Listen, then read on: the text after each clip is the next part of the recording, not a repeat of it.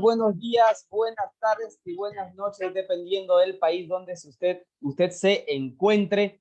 Yo soy Luis Fernando y junto con María Victoria vamos a ser sus anfitriones en este webinar espectacular que vamos a tener sobre estrategias de enseñanza y aprendizaje de entornos virtuales, que va a ser impartido por nuestra amiga Constanza Garcés, que nos acompaña desde Chile, que en un ratito más se las vamos a presentar. Y como siempre, en todos los webinars es súper importante que María Victoria nos dé algunas consideraciones que son importantes para el buen desempeño. Así que dale, Victoria.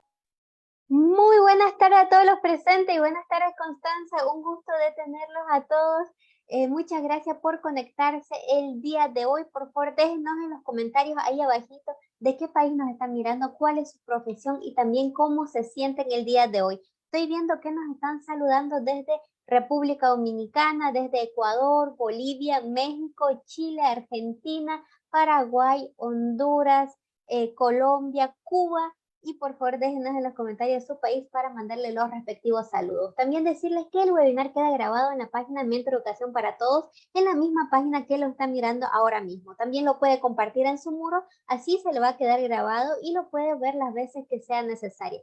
También nos ayudaría muchísimo, no sabe cuánto, si podrían compartir este webinar en algún grupo de WhatsApp, en algún grupo de Facebook, etiquetar a sus amigos, mandarles por Messenger y también hablarle a todos sus amigos para que puedan sintonizar este webinar que va a estar muy, pero muy bueno. También no se olviden que los miércoles de webinar gratuito tenemos material descargable gratuito y para eso, por favor, no se olviden que ahí abajito deben seguir la página, activar las notificaciones y darle like a la página para que no se pierdan de ninguna de las actividades que realizamos durante toda la semana, durante el mes y lo que resta, que son muchísimas durante todo el año. Ya estamos casi con 300 personas, así que gracias a todos por sintonizar. Compartan, por favor, para llegar a más profesionales hoy y también vamos a estar compartiendo el grupo de WhatsApp para que usted se pueda unir si no está en el grupo de WhatsApp del webinar y recibir el material también por el grupo de WhatsApp. Pueden realizar preguntas, estamos anotando todas las preguntas como siempre para que luego le hagamos saber a nuestra querida expositora Constanza. Y por favor déjenos en los comentarios ahí abajito si es que ya están listos para comenzar este grandioso webinar, querida familia, pero no antes pedirle a Luis Fernando, por favor, que nos comente un poquito más quién es Constanza. Claro que sí. Constanza Garcés nos acompaña desde Chile. Ella es psicopedagoga, especialista en estrategias de aprendizaje e innovación educativa, magíster en gestión educacional y doctoranda en tecnología educativa de la Universidad Rovira y Virgili de España. Tiene 15 años de experiencia en docencia y acompañamiento de docentes en educación superior, además de la Universidad San Sebastián, Chile, Facultad de Pedagogía. Y con esta pequeña presentación, Victoria, ¿cómo recibimos siempre a nuestros expositores de Mentor? Y como siempre, querida familia Mentor, por favor, alisten sus deditos, esas 350 personas que ya se van conectando, alistemos los deditos para hacer una lluvia de reacciones, de corazoncitos. También escribamos mensajitos bonitos para nuestra querida Constanza, que le lleguen todos esos corazoncitos hasta Chile. Así que ya saben, querida familia, por favor, compartan este webinar y hagamos una lluvia de reacciones. Y dicho esto, Constanza, muchísimas gracias por acompañarnos el día de hoy. Bienvenida y el micrófono es todo tuyo. Muchísimas gracias, María Victoria, Luis. La verdad es un gusto estar aquí con ustedes. En primer lugar, quisiera agradecer a Mentor Maestrico por la invitación y la posibilidad de poder comentar y compartir con ustedes sobre esta temática que es tan interesante y ha sido tan importante en estos últimos años, ¿no? El cómo poder desenvolvernos bien, tanto como profesores como estudiantes en entornos virtuales. Les saludo a todos ustedes, están en distintos países, es muy emocionante, la verdad, saber que podemos estar conectados conversando de estos temas, así que les invito, al igual que María Victoria, a dejar sus comentarios, sus preguntas, lo que quieran ustedes compartir en el chat para poder, ¿cierto?, comentarlo. Voy a partir compartiéndoles pantalla, les tengo una presentación preparada. Yo soy Constanza Garcés López, muchas gracias también por la presentación. Soy psicopedagoga de formación, entonces todos los temas que tienen que ver con innovación y con tecnología, yo los enfoco desde esa perspectiva, desde una perspectiva psicopedagógica, donde lo más importante es recordar que para que se produzca el aprendizaje, tiene que haber un buen desarrollo de los factores o de los aspectos cognitivos de la persona, pero también de los aspectos afectivos. Y justamente es en esta combinación de factores donde el ser humano está capacitado para poder aprender y para poder, en fin, tomar decisiones y tener una mucho mejor experiencia de vida. Así que en esta presentación yo no dejo de abordarlo, ¿cierto?, desde estas dos perspectivas, ya que además los aspectos afectivos, estos últimos años, con la realidad que hemos vivido, ¿cierto?, en pandemia y bueno, tantas situaciones que han ocurrido, se ha tornado cada vez un área, un ámbito interesante y necesario también de abordar. Y lo abordaremos aquí en relación con el aprendizaje en los entornos virtuales. Partimos con una pequeña reflexión, ¿no? Nos tocó vivir en pandemia un cambio muy abrupto, desde un aprendizaje más tradicional, a pesar de que ya estamos hablando de innovación hace bastantes años, pero en una modalidad presencial a la que siempre estuvimos acostumbrados, ¿no? Entonces, este cambio abrupto obligó de alguna forma a desplegar habilidades y a desplegar herramientas que quizás antes no lo habíamos tenido que hacer. tanto en el rol de estudiante como en el rol de profesor o profesora. Entonces, ¿qué desafíos trajo estudiar en esa modalidad? Si nos ponemos a pensar, en primer lugar, yo creo que aparecería la autorregulación. Antes de hablar de estas características, yo creo que lo que me tocó a mí ver en realidad en la universidad es que los estudiantes necesitaron aprender a desarrollar y a sobre todo aplicar la autorregulación, ¿no? Primero porque tú estás en la pantalla y tú puedes elegir prender la pantalla o mantenerla apagada, ya partiendo por ese gran detalle, ¿no? Que marca mucho la diferencia para una clase que sea motivante, que sea interactiva, que sea dinámica. Porque también en entornos virtuales necesitamos que el alumno esté motivado. Entonces, ¿qué nos pasaba a la mayoría de los profesores en la época de pandemia? Me incluyo, ¿no? Teníamos el problema de las cámaras apagadas. Al principio, muy poca participación. En los 2 años de pandemia fluctuamos, ¿cierto? Por épocas de mucha motivación, tanto de estudiantes como de profesores. Luego también hubo épocas en que todos estábamos muy cansados, muy aletargados, con ganas de contactarnos con los demás, de vernos, ¿cierto? Con nuestros estudiantes, con nuestros colegas. Entonces, es muy importante tener en cuenta que luego de pasar por este periodo que fue bien crítico, la enseñanza en entornos virtuales llegó para quedarse, tanto en formación de base como en estudios de posgrado, perfeccionamiento. Yo creo que el paso que se dio ya no se vuelve atrás.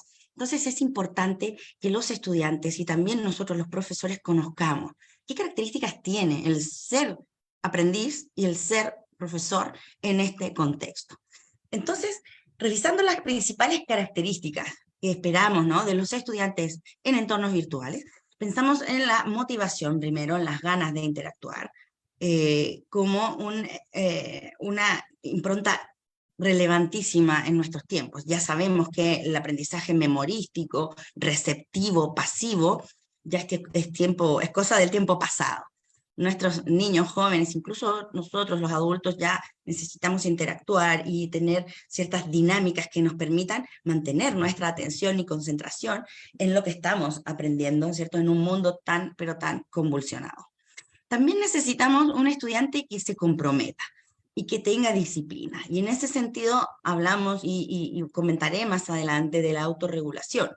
¿Sí? La autorregulación como una función que se comienza a desarrollar desde muy temprana edad y que se va reforzando, ¿cierto?, en la adolescencia y ya en la adultez esperamos que todos la tengamos más bien instalada, pero muchas veces no es así. Entonces, ¿cómo esto se puede ejercitar? ¿Cómo esto se puede primero tomar conciencia y luego intentar implementarlo en nuestra vida cotidiana? Es fundamental.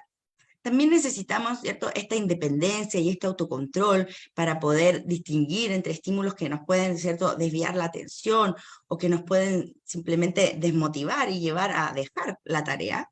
Lamentablemente ocurrió mucho, aquí en Chile al menos, la deserción universitaria y también escolar durante la pandemia. Los niveles educativos, de logros, de aprendizaje, la verdad, se vieron bastante mermados, porque si bien se logró traspasar todo el sistema en tiempo récord, ¿no?, a entornos virtuales, a la internet, los aprendices, las aprendices y también los docentes todavía no tenían experiencia aprendiendo 100% en esta modalidad. Entonces, ha sido muy, muy necesario el poder y el tener que enseñar esto de manera explícita, ya que suponemos que está instalado, pero muchas veces no lo está.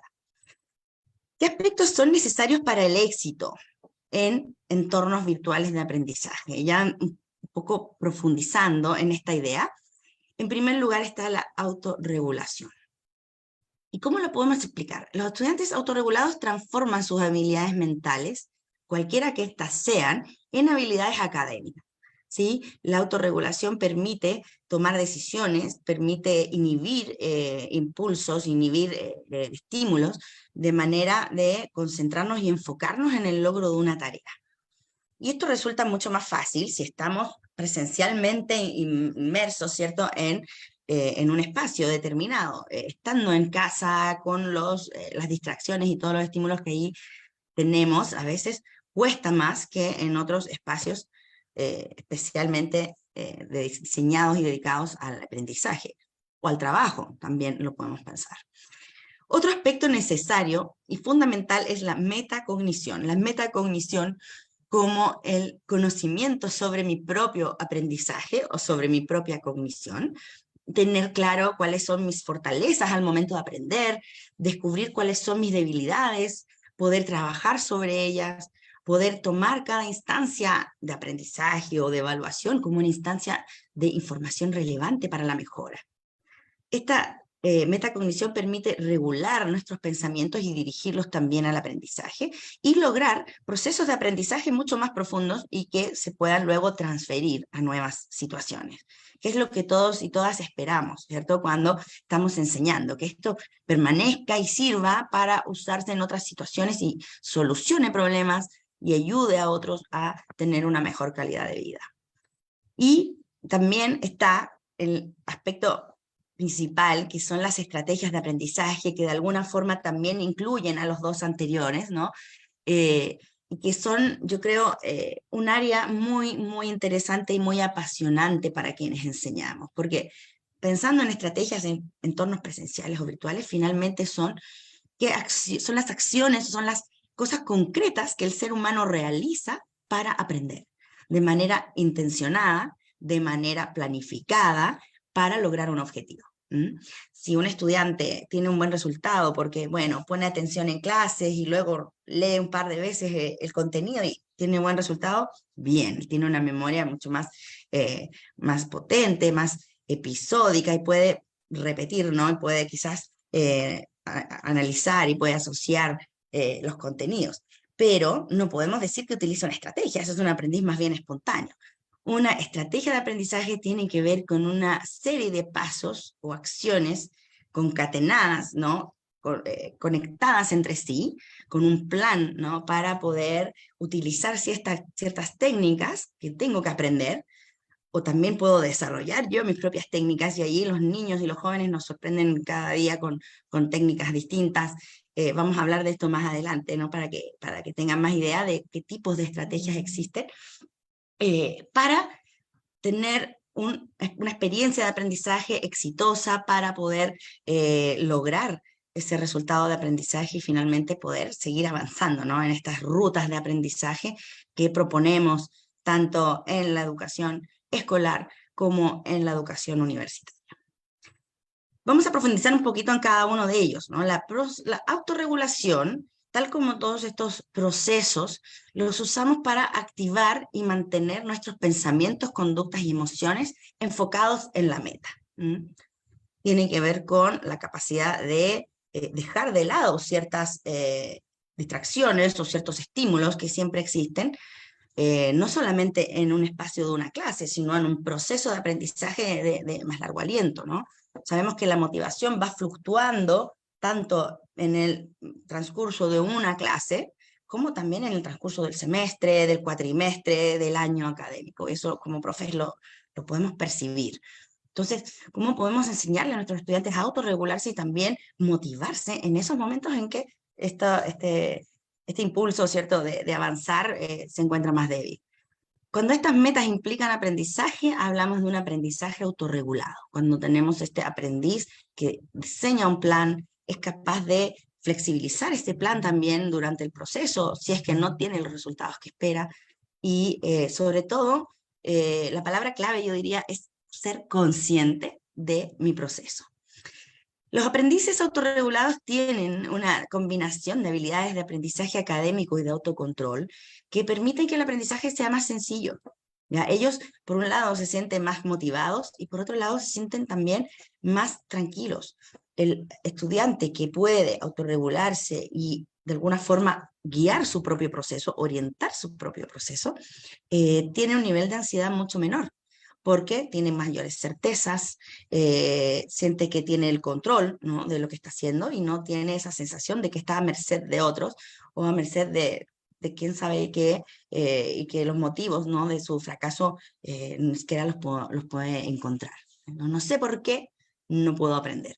Entonces, esta toma de conciencia es el primer paso importante para poder encaminar a los estudiantes en la autorregulación, y además desde muy pequeños, ¿no es cierto?, en los aprendizajes en el hogar, en los primeros años de escolaridad, los maestros y maestras tenemos esta misión, ¿cierto?, no tan solo de enseñar contenidos, sino también estas habilidades para la vida. En Constanza, primer lugar, Ina, sí, perdón, vale. como preguntaste sobre qué dificultades tuvieron los maestros, no sé si quieres que te Ajá, lea un poquito. sí, por favor, cuéntame. Por ejemplo, nos está diciendo María Jiménez que lo que más le costó es que los niños presten atención. También nos está diciendo Anaí que, que el aprendizaje se vio muy afectado. El desafío también nos dicen que impuso que los maestros tengan que capacitarse, también los padres de familia. Lázaro Landriel López nos dice: la virtualidad ha impuesto mayor reto a los docentes, en ocasiones aprender de los estudiantes. Alicia Falsetti desde Argentina nos dice: excelente webinar. Lázaro también nos dice, bueno, vuelve a decir de que impuso mayores desafíos para los maestros. También dice que todos han tenido que nos dice Vania que todos han tenido que aprender de nuevo. Betania nos dice: así es la enseñanza desde casa y el amor a los estudios. María Elena dice: la autoprotección de todos los agentes educativos es un desafío que en el trabajo virtual ha permitido diagnosticar. También nos dice Mayra Moreno: es una enseñanza-aprendizaje acorde con los nuevos tiempos y los nuevos tiempos. También nos dicen eh, también nos dice que los padres de familia también tuvieron que aprender nuevas estrategias para ayudarle a sus hijos. Y así tenemos muchas respuestas. Gracias a Uy, toda la familia por participar. muchas gracias, sí, qué interesante, porque se fijan que también apuntan a lo mismo, la dificultad para lograr captar la atención de los y las estudiantes también, y en la segunda parte de este webinar vamos a abordarlo desde empatizaremos y nos pondremos en el lugar de todo lo que vivimos los profesores, ¿no? Y los padres de familia. A mí me toca muy de cerca, porque mi madre es profesora de escuela y ella tiene 65 años y le tocó aprender prácticamente de cero cómo poder hacer clases en el Classroom, Google Classroom y todas esas herramientas, y la verdad, al principio ha sido un desafío tremendo. Yo creo que quizás nunca antes los y las profesoras se habían visto tan desafiados en tan corto periodo de tiempo, ¿no? Y yo creo que ha sido una experiencia que al fin y al cabo les ha dejado con herramientas que van a quedar allí instaladas y que pueden seguir utilizando. Y aquí en Chile al menos se ha utilizado, ocurrió de todas formas que volvimos de la pandemia a la presencialidad y quedó un poco relegado el aprendizaje virtual, pero al darnos cuenta de las grandes lagunas en el aprendizaje que quedaron, dados esos años de pandemia, se están utilizando las aulas virtuales y este tipo de entornos para poder complementar, para poder producir o fomentar un aprendizaje multimodal. Entonces hoy los chicos van al aula y también tienen materiales, actividades en entornos virtuales, ya que estamos con las competencias, ¿cierto?, digitales docentes mucho más desarrolladas para poder aprovecharlo también, y los estudiantes también. Tenemos que decir que los chicos muchas veces tienen muchas competencias digitales, pero no para el aprendizaje. Entonces también ellos tuvieron que aprender, ¿no?, a resignificar quizás el uso de los dispositivos y los tiempos que le dedicamos a estos para poder aprender. Entonces, sin duda que ha sido un desafío para nosotros. Los padres de familia también se vieron muy desafiados, además de trabajar online, apoyar el aprendizaje de los hijos, hijas. Entonces, por eso que estos temas, esta temática a mí me gusta abordarlo desde las dos perspectivas, ¿no? Empatizando primero con el estudiante y aprendiendo un poco cómo ayudarlos a, en este caso, autorregularse, cómo tener claro qué aspectos ellos van a necesitar en estos entornos, como también ya vamos a conversar de qué pasa con nosotros. y darles algunas también herramientas, algunas sugerencias. Sé que se ha hablado mucho de herramientas estos últimos años, pero nunca está de más. Y terminaremos hoy con algunas herramientas concretas para los profesores, profesoras y padres de familia. De verdad que muchas gracias por sus comentarios y por sus preguntas. Entonces, dentro de estos aspectos fundamentales para el éxito, ¿no? Habíamos hablado de estos tres y ahora profundizamos un poquito en aquellos. Estamos en la autorregulación y decíamos que nos afecta en distintas áreas. En primer lugar, en los conocimientos, ¿ya? Acerca de uno mismo. Para ser un aprendiz estratégico y autorregulado, tengo que conocerme a mí mismo. ¿Qué me gusta? ¿Qué no me gusta? ¿Qué me facilita? ¿Qué es lo que más me cuesta? Muchas veces está asociado lo que no me gusta con lo que me cuesta, ¿no? Entonces hay un trabajo importante que hacer desde el ámbito psicoafectivo, socioafectivo de los y las aprendices. Acerca de la materia, de la tarea, ¿no? Conocimiento acerca de las estrategias de aprendizaje y de los contextos donde se aplicarán o donde se realizará esta experiencia. Los alumnos expertos se conocen a sí mismos y saben cómo aprender mejor. Y por supuesto que esto lo tenemos que enseñar. Ojalá en la etapa escolar pudiéramos enseñar estas estrategias a los y las estudiantes. La motivación también se ve afectada por la autorregulación, porque los estudiantes autorregulados saben por qué estudian, saben que sus actos y sus decisiones son autodeterminadas, es decir, saben que la responsabilidad es mía y de nadie más, no tienen un locus de control externo, ¿no? Que no estudié porque se me quedó el cuaderno, porque no me lo devolvieron, porque en mi casa había mucho ruido, mucha distracción, en fin. Saben que ellos tienen el control y pueden tomar decisiones, y no los demás, ¿no? Esto es algo muy importante al momento de tomar decisiones en la vida. Y también la voluntad. Por eso yo les decía que hablaremos de lo afectivo. La voluntad es importante y está muy mediada también por las condiciones en que el individuo se encuentra, ¿no? En todos los entornos, ¿no? Presencial, virtual, tenemos un estudiante que llega a la sala con hambre, que no ha tomado desayuno, por ejemplo. Por supuesto que vamos a ver ahí mermada la voluntad, la motivación y la disposición para el aprendizaje, ¿no? Cuando estamos motivados, la voluntad y la perseverancia, la persistencia aumenta. Entonces, los estudiantes autorregulados, personas autorreguladas, saben también cómo protegerse de estas distracciones, por ejemplo, dónde estudiar para no ser interrumpidos, dónde dejar el teléfono celular, que hoy en día es la principal interrupción, ¿cierto? Para no verme y encontrarme que estoy desatendiendo por mirar el celular, por ejemplo, ¿no?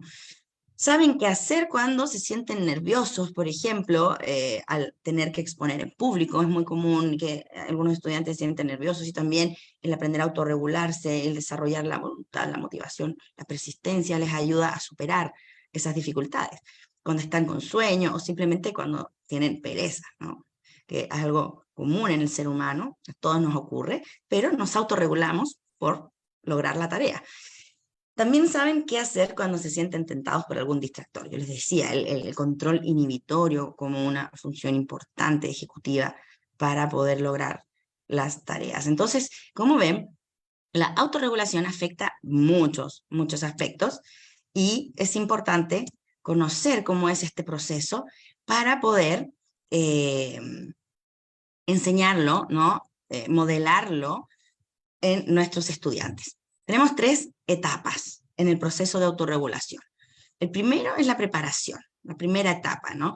Que tiene que ver con establecer metas claras y razonables. Y no tan solo hablamos del objetivo o del resultado de aprendizaje de la sesión, sino que establecer metas personales. Aquí hablamos de un proceso muy personal de desarrollar, ¿no? Mi propia estrategia para aprender, porque estoy motivado, porque me interesa dar lo mejor de mí y tener el mejor resultado, ¿no? Enseñar estrategias también, desplegar distintas estrategias, explicitarlas también. Por ejemplo, existen formatos planificadores, instancias de dinámicas de conversación donde los niños, y no tan niños, también yo lo hago en la universidad, pueden reflexionar sobre sus metas y sobre sus desafíos como aprendices. el problema es que esto nos toma un tiempo. Muchas veces, y en Chile ocurre que el currículum escolar está bastante hipertrofiado de contenido, entonces es poco el tiempo que queda para dar este espacio de reflexión, pero la verdad es que cada vez queda más claro que es necesario y que es importante. Entonces, en esta primera fase se comienza a planificar, ¿no? A tomar conciencia de aquello. En una segunda fase o momento, llamado transición, se implementa un repertorio de estrategias de autocontrol y de aprendizaje. Aquí existe estrategias de automonitoreo, estrategias de acompañamiento o evaluación de procesos por parte del profesor o del mediador, estrategias de retroalimentación por parte de los pares, en fin. Y, por supuesto, la autosupervisión. Como estamos hablando de un estudiante muy consciente y que tiene el control de su proceso, es importante que lo vaya también chequeando durante, ¿no?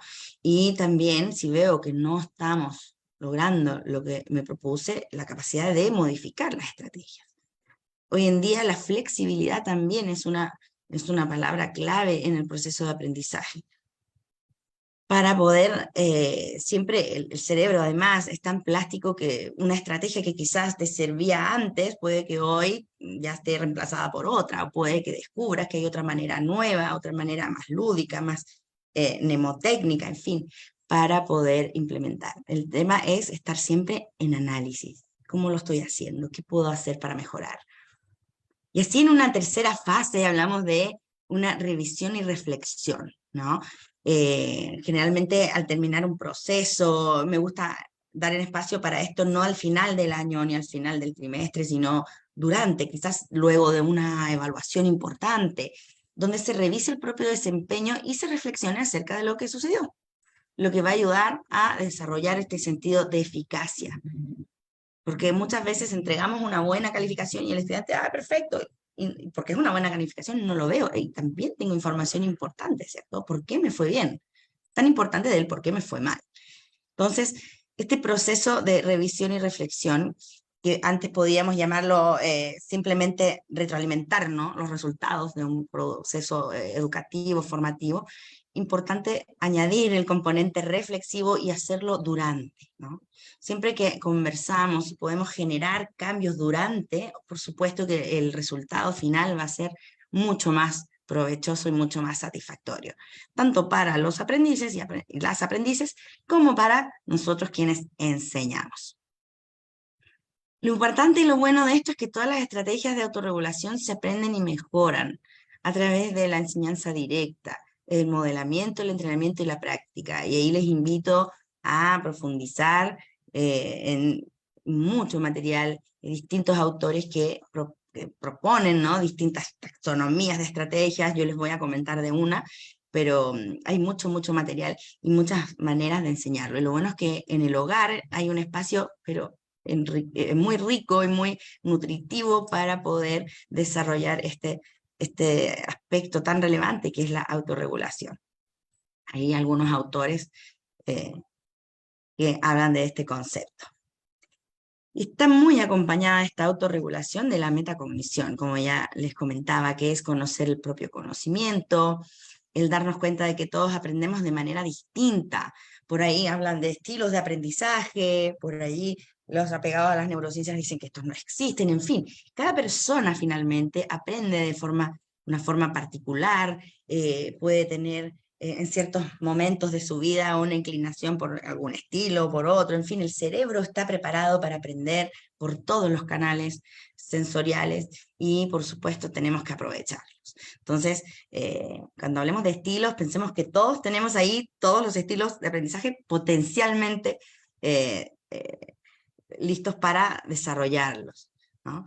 Y en ese sentido, conocer, ¿cierto?, mis propios procesos de pensamiento. Y esto también se fomenta a través de la reflexión, de la conversación, de ciertas etapas. Y no podemos esperar a que tanto la autorregulación como la metacognición surjan. Si hay personas, niñas, que uno dice, bueno, esta persona lo desarrolló de manera espontánea, ¿cómo? Hay gente que es más autorregulada, que es más conectada consigo misma. Pero yo creo que eso también tiene que ver, bueno, con la herencia, tiene que ver mucho con los primeros años, con la crianza y con el estilo parental, ¿no? Y con el modelado que hacemos en casa, ¿sí? Yo no puedo hablar a un niño de autorregularse si yo no me puedo autorregular a mí misma, ¿no? Finalmente se nota, se aprecia, sobre todo en casa, que es donde los niños están más tiempo. Lo mismo pasa en la escuela, están poco menos de tiempo en la escuela, pero finalmente los niños también perciben todo aquello de sus profesoras y profesores. Entonces, también nos invita a pensar nosotros mismos en qué tan autorregulados y metacognitivos somos. Y aquí también tenemos estos tres momentos, ¿no? El primero, la planeación, donde consideramos el tiempo que se dedicará a una tarea, pensamos ya en qué estrategias vamos a utilizar, no lo dejamos a la improvisación ni a lo que se me ocurrió ese día, sino que intencionamos, ¿no? ¿Cómo vamos a empezar? ¿Qué recursos debemos reunir? ¿En qué orden? ¿Qué es lo que se revisará más superficialmente? ¿Y qué aspectos tengo que profundizar? Estos procesos también son muy fructíferos de realizar en grupos pequeños, en duplas, en grupos pequeños de estudiantes, ¿sí? Y es importante cuando tenemos siempre en un aula una diversidad y muchos estudiantes que son menos quizás abiertos a hablar de sí mismos, a tener un análisis más profundo de la situación. Entonces, en eso, el crear equipos heterogéneos de reflexión es muy, muy enriquecedor. En segundo lugar, la verificación, ¿no? Es fundamental, como decimos en Chile, pasarle la pelota al estudiante, porque él tiene que verificar cómo lo está haciendo. Le vamos a guiar, lo vamos a acompañar, pero tiene que venir de él ese análisis para que sea una metacognición. Identificando, ¿cierto? Si algo tiene sentido, si no tiene sentido. ¿Cuántas veces los estudiantes me comentan, ¿no? Me han comentado, profe, pero es que yo leo y al final no entiendo nada. Entonces, bueno, pero ¿qué haces tú cuando vas leyendo y te das cuenta que algo no tienes? No hago nada, sigo leyendo. Bueno, y hay una estrategia que debiéramos incorporar. Entonces, lo mismo en cuanto a la velocidad, si estoy trabajando muy rápido, muy lento, si estudié lo suficiente o no. Si se fijan, aquí hay muchos recursos que desplegar y que armonizar para que todo esto vaya funcionando y se vaya articulando. Entonces, en la tercera fase ya hablamos siempre de un, ¿cierto? Una reflexión a posteriori de una tarea o de un proceso, donde emitimos juicios acerca de los procesos, propiciamos que el estudiante emita juicios acerca de sus procesos y sus resultados, considerando si se debe cambiar las estrategias, si se debe solicitar ayuda. Es un punto importante. Muchos estudiantes no tienen la conciencia de que tienen una necesidad de pedir ayuda tampoco. Entonces, también es bueno enseñar que los recursos que disponemos para lograr un buen aprendizaje, a veces tenemos que pedirlos, que no hay nada malo, ningún problema en pedirlos, y que al revés, nosotros los profesores y profesoras estamos aquí para que ellos también nos pidan, ¿no? Y nos demanden apoyo y acompañamiento. Entonces, y esto finalmente tiene que ver también con el pensamiento crítico, ¿no? Todas estas habilidades son conducentes, ¿no? A aprendizajes mucho más concretos, mucho más contextualizados y mucho más permanentes. Salomón, en el año 2003, porque ustedes saben que el aprendizaje en línea existe de mucho antes de la pandemia, entonces hay bastante teoría y bastante cosas que nos sirven y nos sirvieron.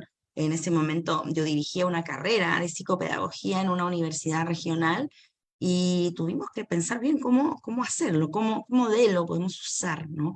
Para que el aprendizaje online funcione. Y encontramos y bueno, varios que nos dieron luces. Me gusta mucho este esquema. Se fijan que no es muy moderno, pero que es muy interesante. Y que lo que nos muestra es que lo fundamental aquí para que haya un aprendizaje profundo es, al igual que en el aula presencial, la interactividad o la interacción. A mayor interacción, mayor aprendizaje profundo y mayor posibilidad, por supuesto, de transferir ese aprendizaje y de solucionar problemas. Entonces, aquí en la base del modelo tenemos, ¿cierto?, el apoyo técnico importante, el profesor es profesor y puede enseñar en entornos virtuales, pero no es un técnico en computación. Entonces siempre es importante que contemos con ese apoyo, que a nosotros también nos va a ayudar, nos va a disminuir el estrés y la ansiedad, sobre todo estas primeras veces, ¿no?, que tuvimos que utilizar estos entornos virtuales. Y por supuesto también la posibilidad de contar con moderadores, como en este caso Valesca y Luis, que puedan también fomentar o apoyar las interacciones con los estudiantes. Pero generalmente en un aula virtual estamos nosotros y las estudiantes, ¿sí? Con el apoyo técnico, es decir, nosotros somos el moderador en este entorno virtual. Y bueno, en primer lugar, en la base de este modelo está la instalación y el acceso al sistema, la bienvenida y la motivación, que son fundamentales, aunque sea un recurso complementario, estar ahí y que los y las estudiantes sientan que uno está ahí. Es decir, tienes tu profesor en la sala, que tú puedes preguntarle algo, quedarte conversando después de la clase y que esa misma cercanía se propicie en el entorno virtual. Eso es fundamental, para que así se logre este vínculo necesario entre el profesor y el aprendiz, que va a favorecer también un mejor aprendizaje. El acceso al sistema no es menor, ¿ya? Porque muchas veces partimos información en línea y los estudiantes no tienen acceso al sistema o no están todos en las mismas condiciones de conectividad, en fin, y eso ya es en sí un desafío importante que debemos atender antes de iniciar o al inicio de un proceso. Generar y recibir a los estudiantes a través de mensajes, promover la socialización, no tan solo entre nosotros, sino entre los y las participantes, como hoy, ¿no?, que Valesca y Luis promovieron a través de preguntas, que ustedes nos cuenten de dónde nos están viendo, que también nos comentan, ¿cierto?, que van opinando de lo que estamos aquí comentando, en fin.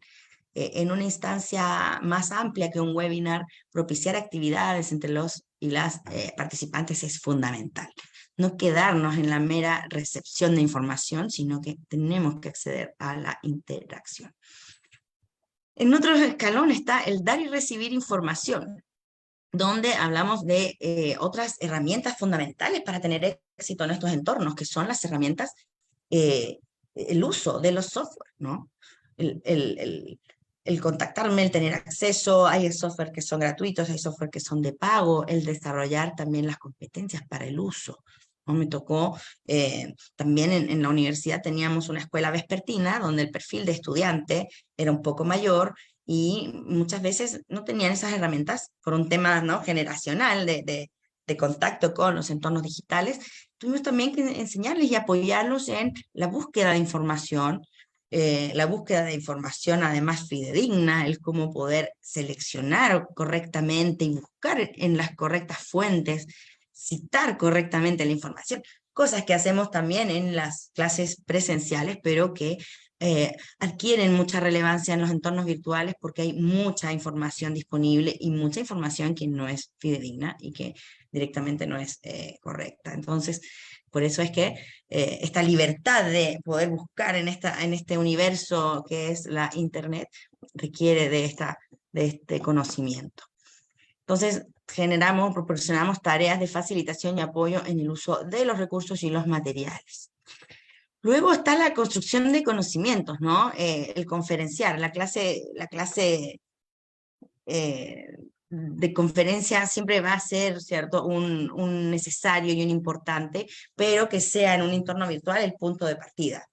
También existen metodologías innovadoras como el aula invertida, que traslada todo el aprendizaje teórico a una instancia autónoma fuera de la clase del estudiante, y en la clase, en la conexión sincrónica, nos dedicamos a comentar, a hacer actividades en base a eso, pero eso requiere, por supuesto, un nivel de autonomía y de autorregulación mucho mayor de los aprendices. Entonces, se recomiendan esas metodologías más libres, más con mayor control para el estudiante en los cursos superiores. Facilitar los procesos. Hoy en día disponemos de muchas plataformas y herramientas que podemos vincular a nuestra aula virtual para poder dinamizar y motivar al aprendiz, más allá de la clase de conferencia que a todos les gusta mucho escuchar. Hay de todo, hay estudiantes que que después de la pandemia dicen, profe, yo ahora necesito procesos más dinámicos, ya me acostumbré a clases de conferencia mucho más cortas, más breves, para mí es mucho más amigable una cápsula, por ejemplo, y otros que siguen prefiriendo la conferencia. Entonces, por eso que en un proceso inclusivo, como nosotros queremos fomentar, tenemos que tener, ¿cierto?, para todos y todas los aprendices, distintos apoyos, distintas maneras de poder ayudarles a construir el conocimiento. Y luego en el desarrollo, ¿cierto?, que tiene que ver ya con un conocimiento que se está instalando, que se puede transferir, que apunta a una mirada más crítica, ¿no? Ayudarlos a proporcionar vínculos. Y aquí está, yo creo, la mayor expresión de la interactividad, ¿no? El participar en debates, en foros, en blogs, en fin, apoyando, respondiendo, siempre con nuestra mediación. Cuando trabajamos, por ejemplo, en foros, es importante que el docente online, ya lo vamos a conversar, esté siempre ahí, tal como si estuviéramos en el aula, apoyando y respondiendo, demostrando que estamos allí en este proceso e-learning, ¿cierto?, que debiera considerar siempre desde lo más básico, el tema del acceso y los sistemas, hasta ya la posibilidad de reflexionar y analizar críticamente lo que estamos aprendiendo. Este modelo, entonces, a pesar de que es de hace 20 años, fíjense lo actual y lo vigente que está en nuestras prácticas. Y aquí me gustaría preguntarles si quieren comentar si durante su experiencia en pandemia pudieron eh, tener una mirada de este tipo, si quizás no a través de un modelo, pero desde otra mirada. Hay muchos profes, colegas que de manera autodidacta también desarrollaron sus procesos desde esta mirada. Claro que sí, también Constanza nos está diciendo, por ejemplo, Gladys Zapata, que hay que implementar diversas estrategias. También Nancy Collado nos dice, excelente tema, felicidades para la psicopedagoga.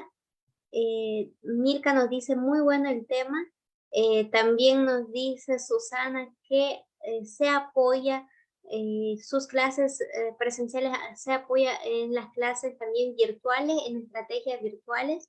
Yarlis Pacheco nos dice, hay que tener estrategias y metodologías para implementarlo. Juana nos dice, felicidades por tan importantes temáticas. La Luz Marina Perdomo nos dice, la tarea del profesor es ardua, pero posible. También nos están saludando desde Colombia, desde República Dominicana, desde Bolivia. Gracias a todos por participar. Y también María Agustina nos dice, interesante el tema. Kenel Mita nos dice, excelente exposición, gracias. Isabel Romero dice, para mí como maestra sí, pero fue difícil por los problemas con la internet. Y así van comentando muchísimo. Gracias a todos por participar, queridas familias. Muchas gracias, muchas gracias. Qué interesante, ¿cierto?, tener también sus experiencias y darnos cuenta que todos vivimos un poco lo mismo, ¿no? Que no estábamos solos. En ese momento también el poder generar instancias de reflexión con las comunidades, entre los colegas, fue muy importante porque a veces a los profes nos invadía un sentimiento de soledad, ¿no? Entonces fue muy importante trabajar en conjunto, generar más comunidad entre los colegas para afrontar, ¿no?, todos esos desafíos que fueron muchos. Y bueno, estas modalidades de enseñanza, como decíamos, demandan gran autonomía y también recursos por parte del estudiante. Existen distintas modalidades, ¿no? Está el e-learning, que es el 100% virtual, el B-learning o blended, que es mixto, que combina estas dos instancias, que es bastante interesante también.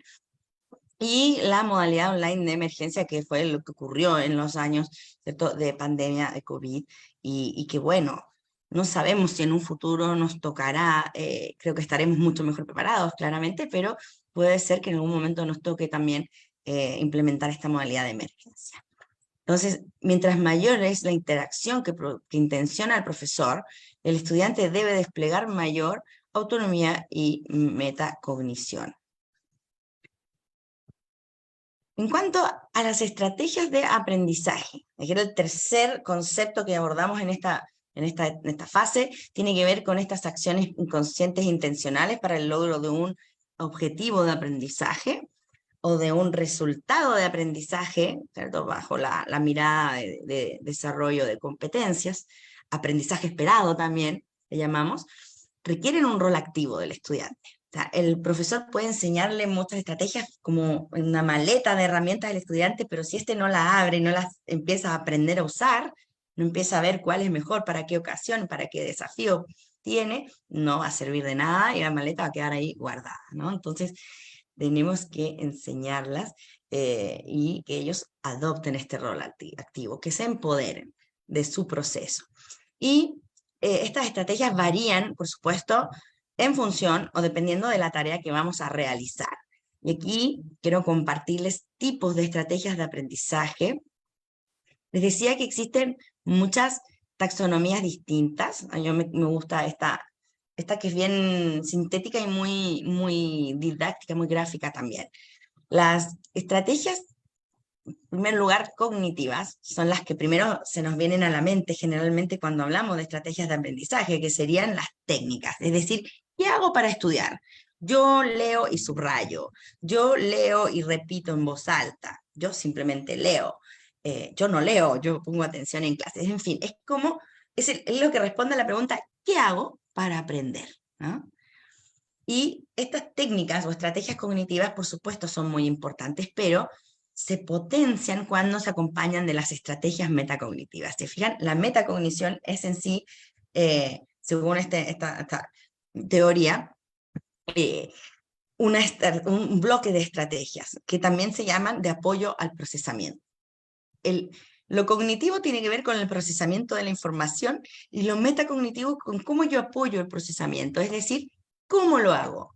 ¿Qué hago para estudiar? Yo subrayo, hago esquemas, luego los recito en voz alta. ¿Cómo lo hago? Lo hago en una habitación, en silencio, me traigo mis elementos para no tener que estarme levantando, porque yo sé que la asignatura no me motiva mucho, entonces sin querer busco levantarme y hacer otras cosas. Entonces eso es autorregulación y eso es el cómo, bajo qué condiciones yo implemento esas técnicas de estudio que tengo ahí en mi maletín para usarlas en cualquier cierto objetivo de aprendizaje.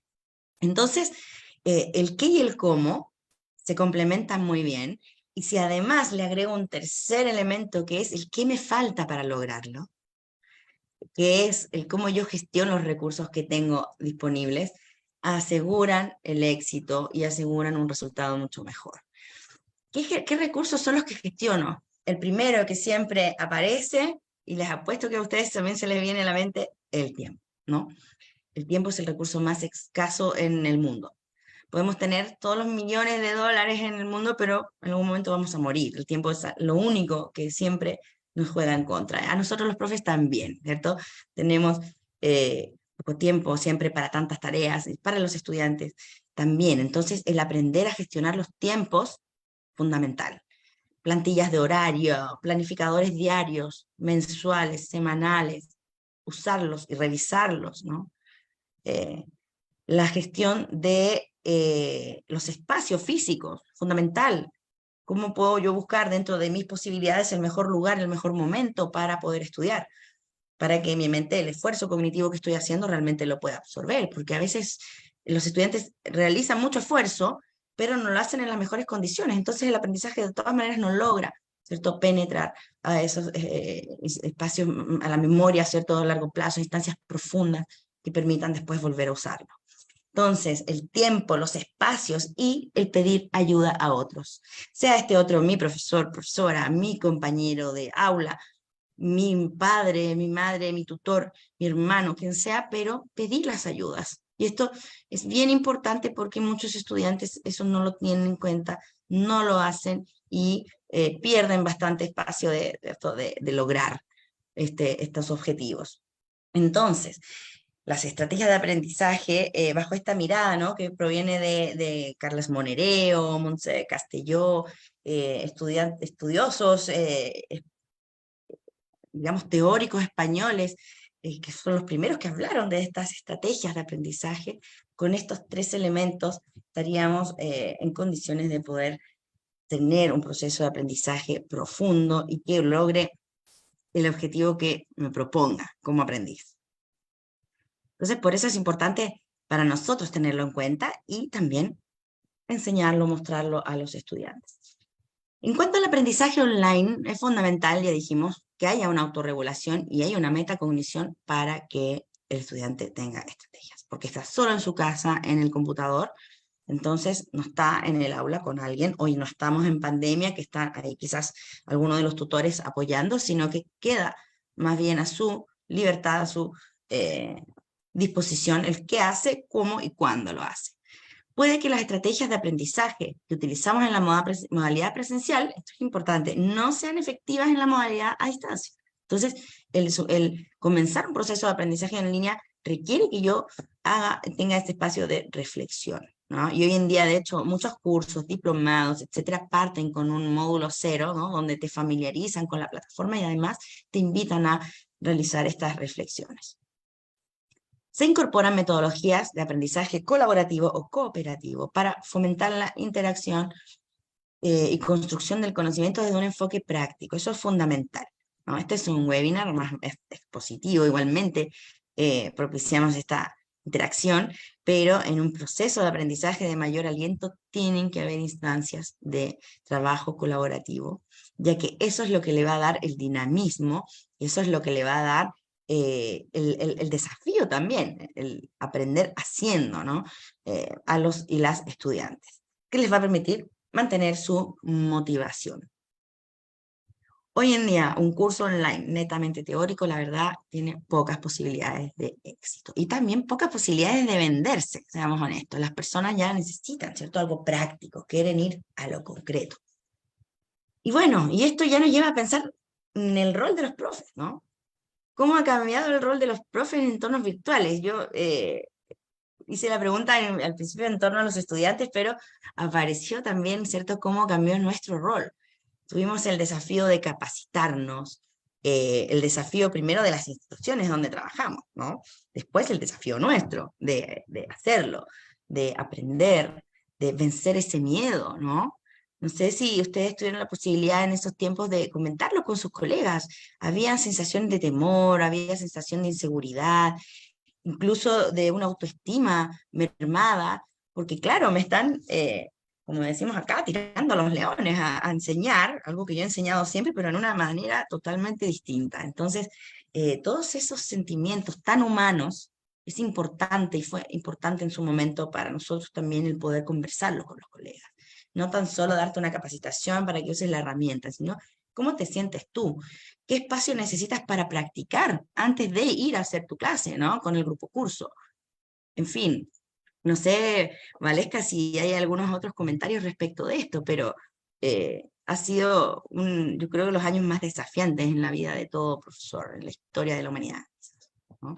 Claro que sí. Constanza nos dice, por ejemplo, Susel Duani nos dice, sí es necesario utilizar nuevas tecnologías de información para desarrollar el aprendizaje. Isabel Romero nos dice, sí, pienso que debemos estar en estos tiempos más preparados para aplicar estrategias virtuales. Alba Bejarano nos dice, todos los profes, alumnos, familias aprendimos y seguimos trabajando en el proceso con todas las herramientas tradicionales y las tecnologías que nos brinda siempre en pro. También Betania nos dice enseñarles y motivarlos a que las utilicen, se refiere a las herramientas virtuales. Y también nos dice Juana que tuvieron muchas dificultades por el tema de internet y las habilidades virtuales. Luz Marina Perdomo nos dice, trato de combinar las diferentes estrategias para estudiar y preparar los temas, mezclando la teoría y la práctica. De esta forma se desarrollan las habilidades. Orfilia Torres nos dice, excelente tema, cariños desde Chile, Valdivia. Laura Duarte nos dice, muy interesante esta temática, muchas gracias.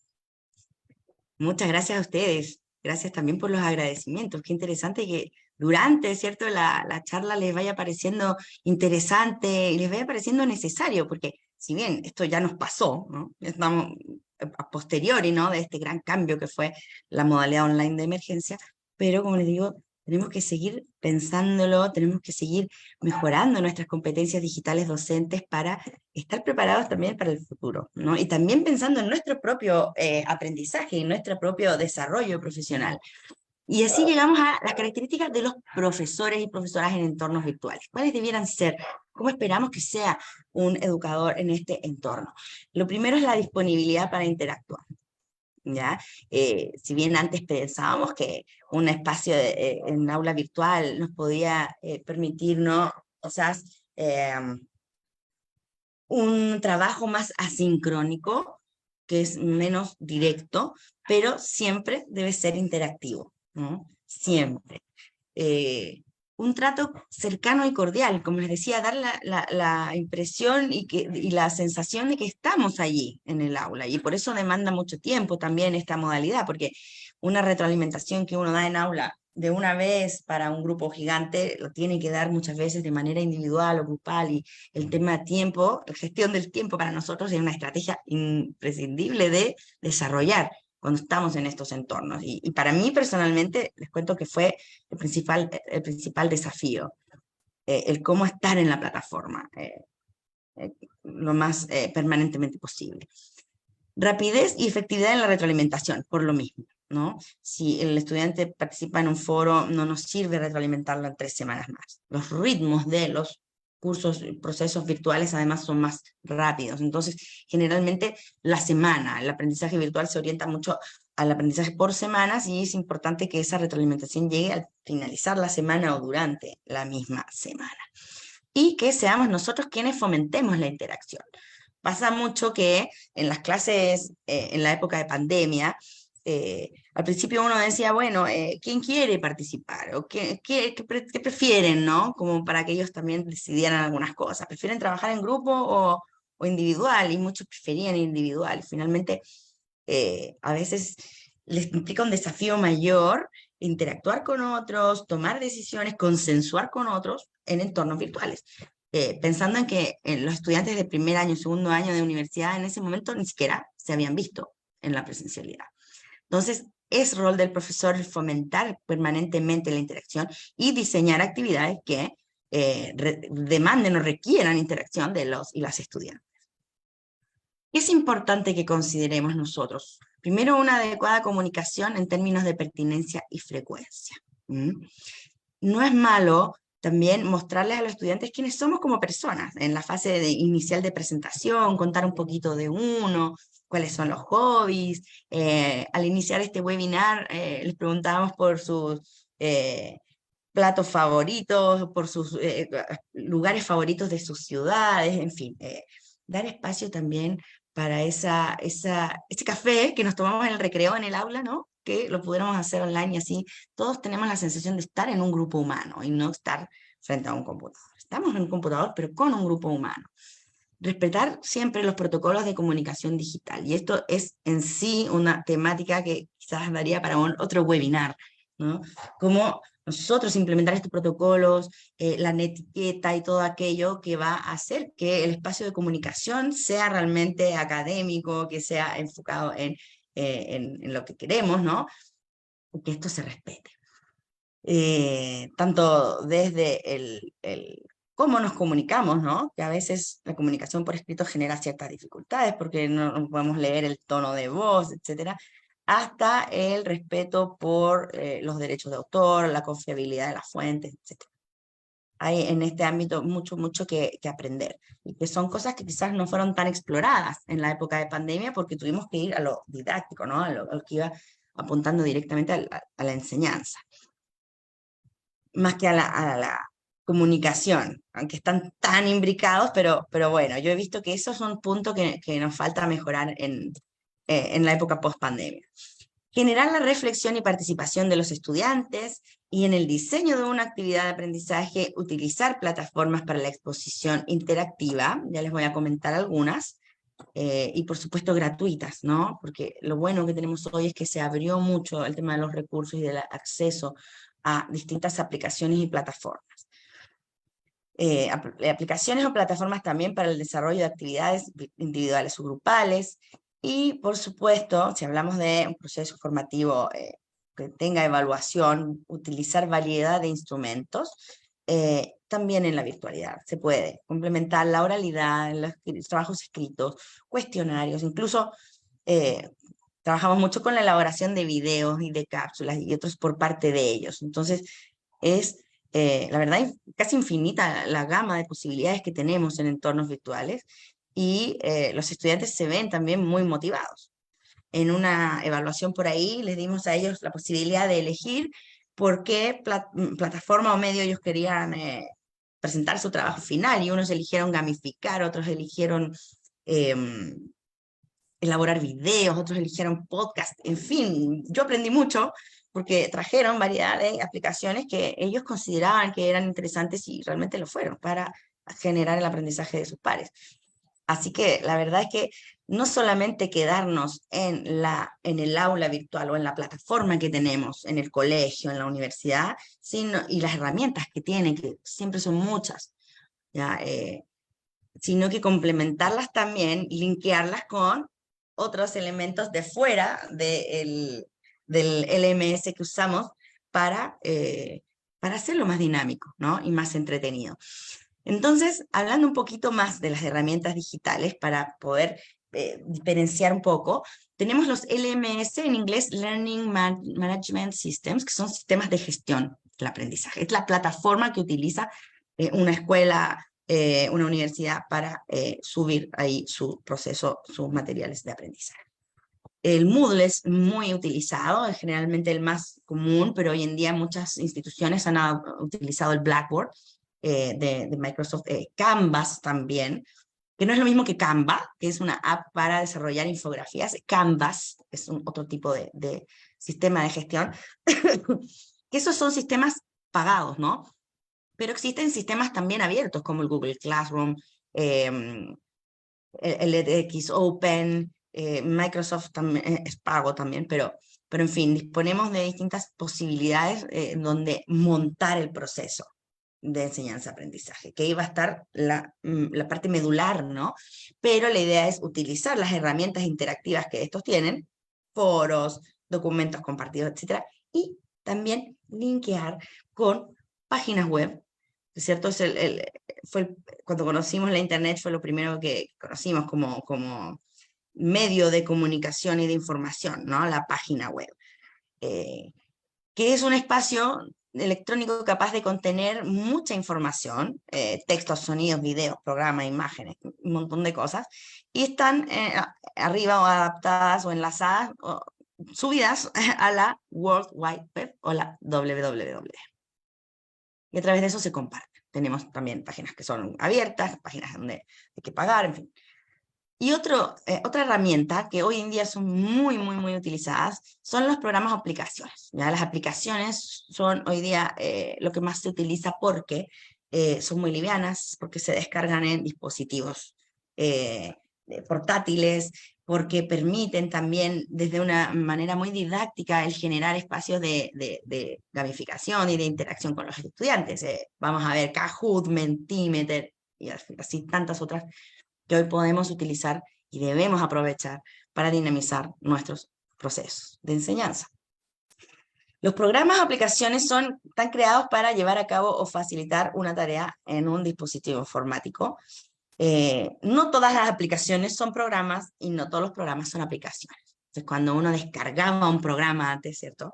Me acuerdo cuando descargábamos programas en disquete, floppy disk, luego en discos duros, luego directamente en casetera también, en fin, los programas son de mucho mayor envergadura, de mucho mayor peso también, ocupan mucho más recursos digitales, y las aplicaciones son muy livianas, muy versátiles, las descargas en 2 segundos, las eliminas en 2 segundos, generas actividades en 2 minutos, y la verdad que son hoy en día un recurso muy interesante para nosotros como educadores.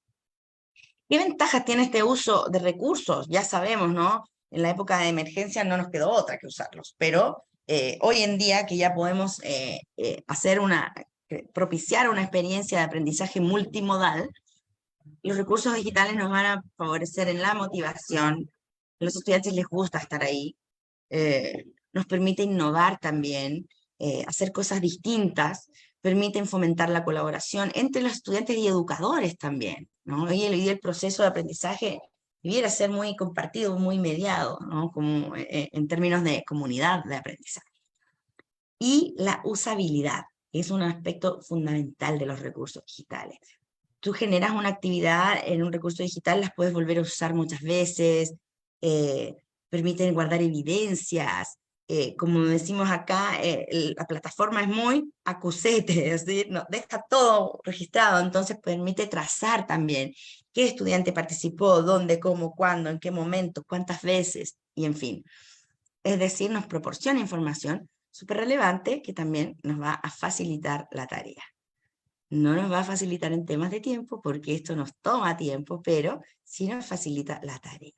Y una vez que nos familiarizamos con las plataformas y aplicaciones, ya también automatizamos ciertos recursos. Recordemos, cuando empezamos a usar los Classroom o las aulas virtuales, al principio era todo muy lento y hoy ya tenemos cierta experiencia, cierta práctica. Entonces, lo mismo va a ocurrir con las otras aplicaciones. Y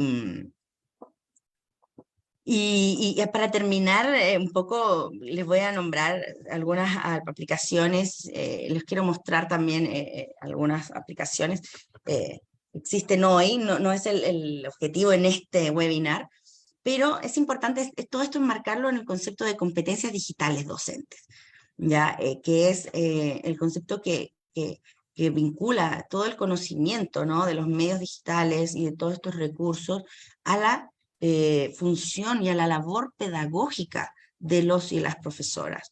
Porque no es tan solo utilizar las herramientas, ¿no? Tiene que ver con articular un proceso formativo. Por eso hablamos de una competencia digital del profesor o profesora, que se define como un conjunto de conocimientos, capacidades y estrategias en relación con la presencia de las TICs en la formación. Y que el profesor ha ido desarrollando sin duda estos últimos años, pero debe ser también capaz de activar y de gestionar para facilitar el aprendizaje de los alumnos. Y eso fue lo que más nos costó, ¿no? Finalmente, en esos momentos. Promoviendo que los estudiantes alcancen mayores niveles de logro y promover procesos de aprendizaje permanente.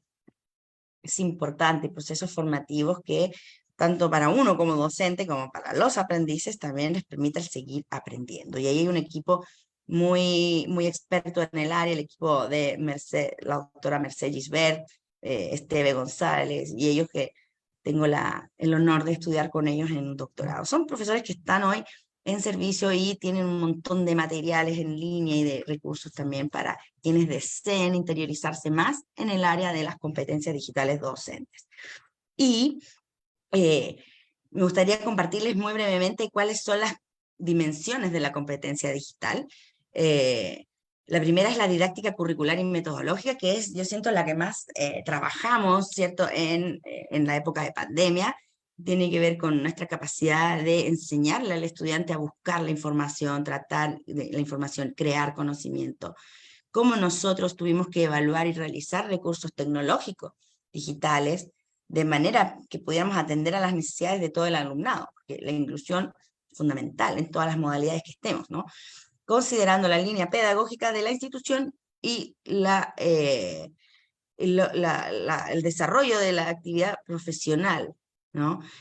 Porque por supuesto, las instituciones tienen distintos enfoques, tienen distintas maneras, nos dieron distintas capacitaciones y uno se adscribe, ¿no?, a esa línea institucional.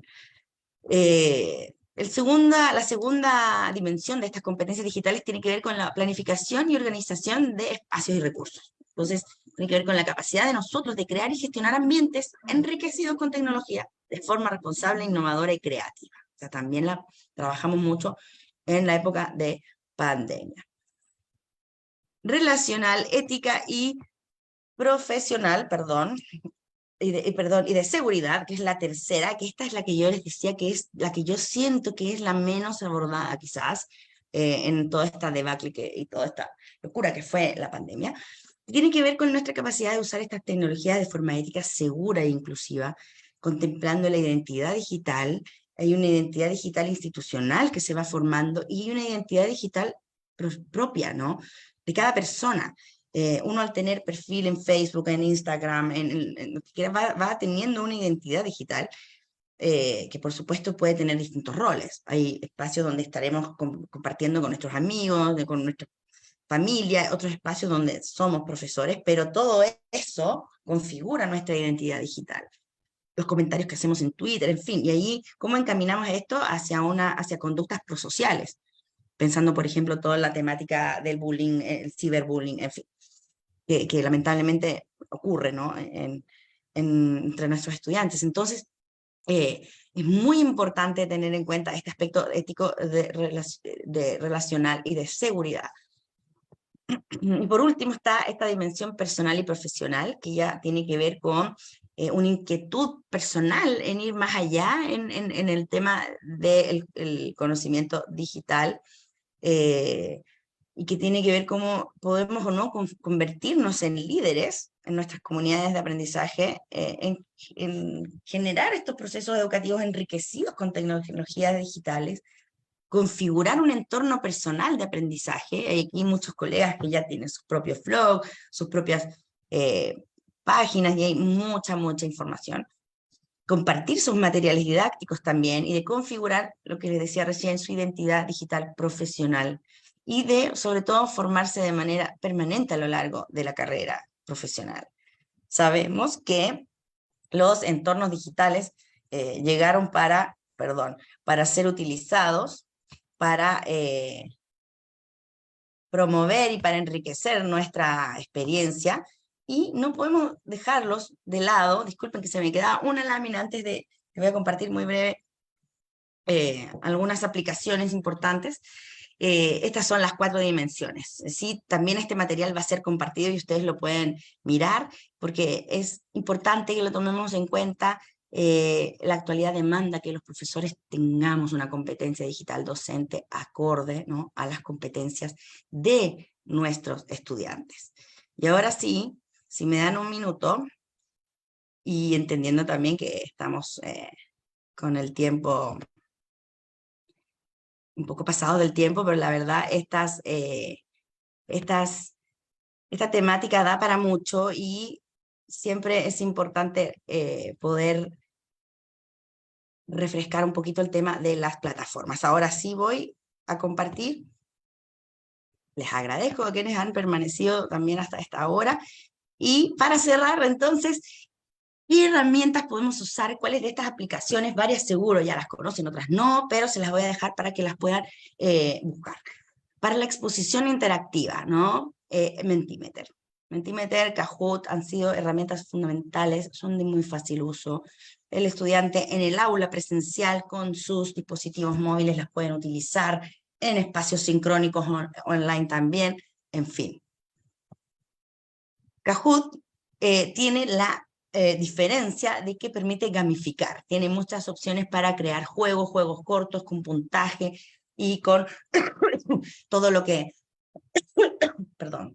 conlleva la gamificación, las insignias, los premios, etcétera, de manera muy didáctica, para utilizarlos también durante una clase, ya sea online o virtual. El Padlet, padlet.com, es una pizarra virtual donde todos pueden, colaborativa, todos pueden ir subiendo información de distintas modalidades, ¿cierto? Video, texto, en fin, para poder compartir e interactuar. Algunas herramientas para la colaboración. Por ejemplo, a nivel de documentos tenemos todo el suite de Google, que la verdad yo hace mucho tiempo tenía el Gmail, pero no tenía idea la cantidad de herramientas que tiene Google.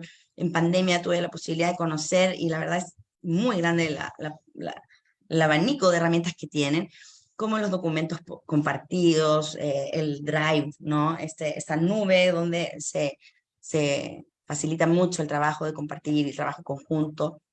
El Office, el suite de Office también, y todas sus herramientas. Y también hay posibilidades de acceder a documentos compartidos a través del etherpad.org y otras páginas. Ustedes pueden googlear documentos compartidos, si es que no tienen posibilidad en el Moodle, por ejemplo, que existe el wiki, y en las otras LMS, de acceder a esto en recursos abiertos. Pizarras compartidas, les mostré el Padlet, pero también existe el Miro.com, que tiene plantillas, tiene documentos, chats, etcétera. Se fijan, todos estos que les estoy mostrando son gratuitos. Stoneboard.com, si quieren me pueden comentar si hay algunos que hayan utilizado más o menos, si los conocían o no. Sketchboard.com, ¿se fijan? Todos estos están ahí al libre acceso para whiteboardfox.com. Ese, por ejemplo, solo permite exportar desde la web. El showme.com está hecho para trabajar con iPads. Y así, Socrative es muy interesante porque esta es una aplicación educativa por niveles y es gratuita. Esta sí que se la recomiendo al Socrative.com para que la exploren. Y lo más interesante es que son recursos abiertos. Entonces, de esta forma yo culmino, esto es lo que yo les quería compartir en este webinar. No sé, tienen comentarios, ahí les dejo también mi correo.